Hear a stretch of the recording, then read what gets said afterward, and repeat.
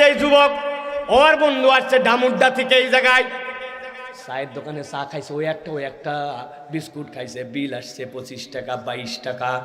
দোস্ত পকেটের মধ্যে মানি ব্যাগ বের করে দিবে, বলছে তুই আমার এলাকায় আসছিস, খবরদার মানি ব্যাগে হাত দিবি না। বলছে অনেকদিন পর তোর সাথে দেখা হয়েছে, তুই হাত দিবি না, তুই দিবি না, তুই দিবি না, ধাক্কা ধাক্কি আছে না নাই? দোকানদার বলছে দুইজনই দেন। ওই সময় উনি স্টুডেন্ট হয় না, ওই সময় 20 টাকা খরচ হয়।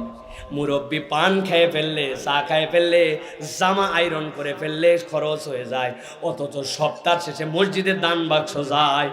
বাপ রে বাপ, দান বাক্স ঠেলার পাওয়ার দেখলে অবাক। ঠাস ঠাস ঠাস ঠাস ঠাস ঠাস, আরে গতি কি! কোথায় আপনি দান করলেন? তাহলে আপনি 8 দিনে যদি 20 টাকা দিতে না পারেন, তাহলে আপনি কেমন মুসলমান? কথা ঠিক কিনা? এত অভাব আপনার পরে নাই, আপনি 20 টাকা 8 দিনে দান করলেন।